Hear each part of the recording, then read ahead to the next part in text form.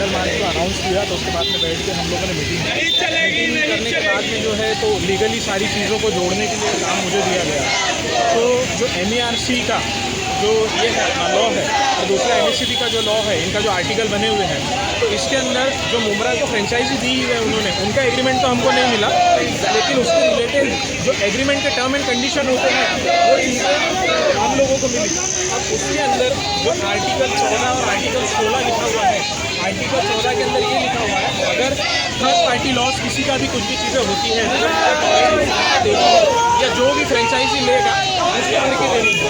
Article 16 के अंदर ये लिखा हुआ है कि MERC के कंप्लाइंस में सीरियस होता है, तो उसके बाद में इनका जो है यहाँ से जो इनकी फ्रेंचाइजी है उनका कॉन्ट्रैक्ट भी जो है वो टर्मिनेट हो सकता है। तो आज हमने एक मेमोरेंडम लिखा हुआ है, मेमोरेंडम अभी हम जो सीनियर PI सर को देंगे, उसके अंदर ये सारी चीज़ें हमने लिखी हुई है कि जो इलेक्ट्रिकल इंस्पेक्टर है उसकी रिपोर्टिंग जो है आपको मंगवानी है, टोरेंट के मेंटेनेंस के रिकॉर्ड जो है वो सीज करना है, ये हम उनको रिक्वेस्ट दिए हैं उस मेमोरेंडम के अंदर। और टोरेंट पावर का जो मेंटेनेंस का रिकॉर्ड है वो भी सीज किया जाए। कंट्रोल रूम के जो लॉग्स है, जो शटडाउन लॉग्स है जो सीज किए जाए, ठीक है। और फॉल्टी हिस्ट्री निकाली जाए, जैसे कि अगर आर्टिकल 16 उसके अंदर ये भी कहता है कि जो भी वहाँ का इलेक्ट्रिकल सुपरवाइज़र है, क्लाइमेटिकली चेंज होने से पहले, जैसे बारिश का सीज़न आने से पहले उनको उस एरिया का इंस्पेक्शन करना है, ट्रांसफार्मर्स को चेक करना है, मीटर्स को चेक करना है, और जो लाइंस गई हुई है ज़मीन में से उसमें अर्थिंग है नहीं है, ये सारी चीज़ें चेक करना है, कहीं पर वायर डैमेज है, इन चीज़ों को चेक करना है। तो ये चीज़ें उन्होंने चेक नहीं करी और ये क्लियर कट लापरवाही है, जिसके तहत 3 तारीख को रात में 3 साढ़े 3 बजे हमारी मुमरा पुलिस स्टेशन के अंदर FIR भी दर्ज हुई है BNS जो है 106/1 में, जो नेग्लिजेंस के तहत हुई है। तो अभी ये आगे की लड़ाई जब तक आलिया का फैमिली, उनका परिवार, उनके वालिद जब तक ये लड़ेगा, हम और हमारी SDPI की पूरी टीम जो है उनको लीगल सपोर्ट और कोऑपरेशन देंगे।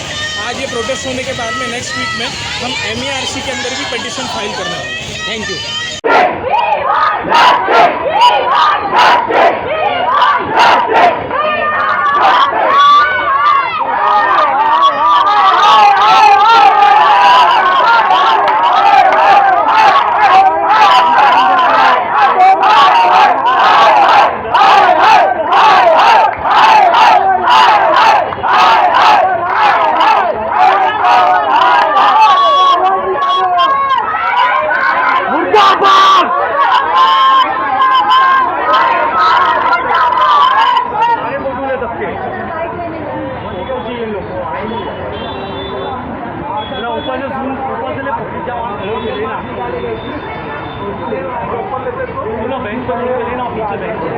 बेंच पे ले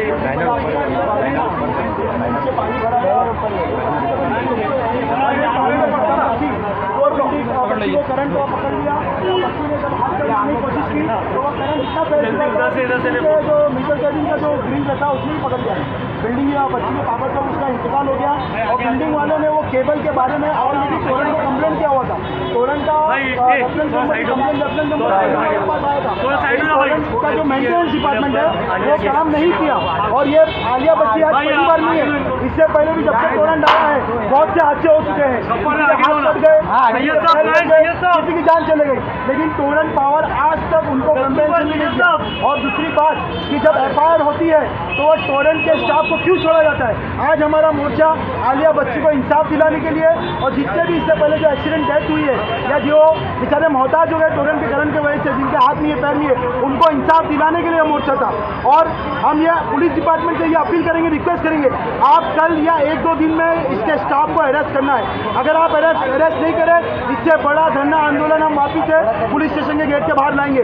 जब तक आलिया बच्ची, आलिया के वालिदैन, आलिया के घर वाले को और जितने भी मासूम जो आए टोरेंट की वजह से जान गंवाए, उनको जब तक इंसाफ नहीं मिल जाता हम ये मुहिम को बंद करने वाले नहीं है। और हम ये मुहिम स्टार्ट आज से कर दिए हैं। आलिया बच्ची के साथ साथ जितने भी टोरेंट के जुल्म है, चाहे वो मीटर हो, डिसकनेक्शन हो या ज्यादती हो या वसूली हो, वो सबके ऊपर टोरेंट के ऊपर हम शिकंजा खींचने वाले हैं। अब हम बैठने वाले नहीं है। 2024 या 25 में टोरेंट के प्रोटेस्ट भी किया था, तो हम देखने के लिए किए थे क्या होता है। अब हम टोरेंट के पीछे हाथ धो के पड़ने वाले हैं।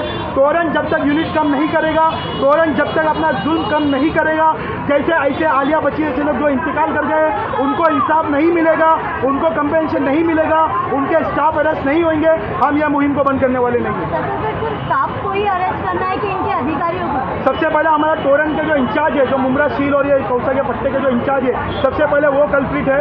उसके बाद जो वो एरिया के जो सुपरवाइजर थे, जो भी वो इंजीनियर थे, उनको अरेस्ट करना है। उनको अरेस्ट के साथ साथ उनकी नौकरी भी जाना चाहिए।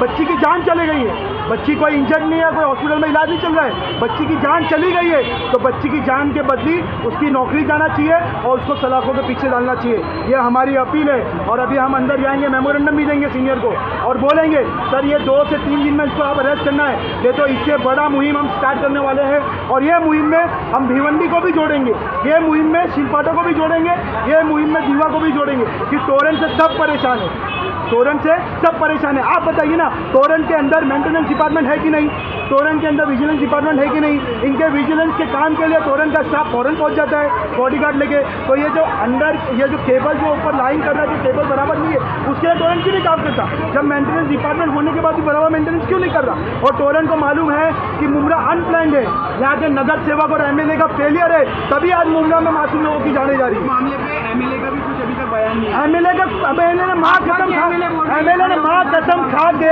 जब टोरन का भगाए नहीं। हाँ विधानसभा में हमारे एमएलए नहीं।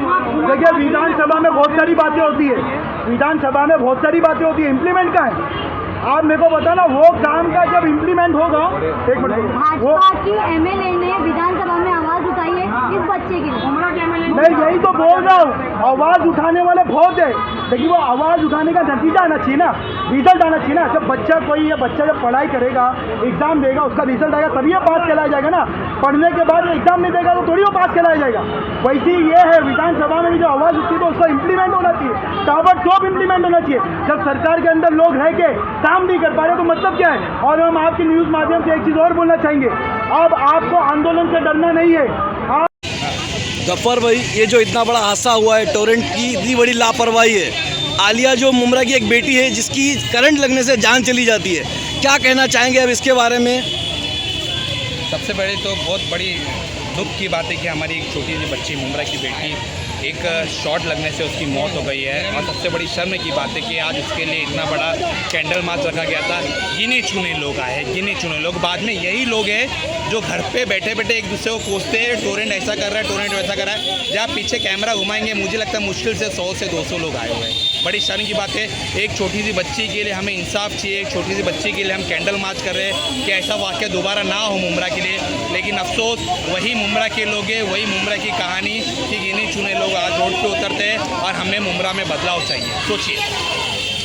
तो आप टोरेंट के खिलाफ जो एफआईआर हुई है उसमें अभी तक उन लोगों को जूं तक नहीं रेंगी है, तो आप इस तरीके से मतलब बोल रहे हैं कि लोग आए नहीं है, तो लोगों को शर्म आना चाहिए इस चीज़ के बारे में कि उनकी भी बेटी हो सकती है, कल ऐसा हो, उनकी भी बहन हो सकती है। सबसे पहली बात यह है कि मुमरा के जो बड़े बड़े पॉलिटिकल लीडर्स अपने आप को बोलते हैं, बड़े बड़े समाज सेवक बोलते हैं, वो इस कैंडल मार्च में नहीं है। सबसे बड़ी शर्म की बात है वो। मैं यही कहना चाहता हूँ आपसे कि मतलब जो लोग टोरेंट को लेके आए वो लोग इस कैंडल मार्च में क्यों शामिल नहीं हुए, ऐसा क्यों? इस कैंडल मार्च की बात छोड़िए, उन लोगों को एफआईआर कराने के लिए और स्पॉट पे भी नहीं आए थे कि बच्ची को आके मिल सके, बच्चे के घर वाले के लिए आके मिल सके, उससे थोड़ा अपना दर्द बांट सके।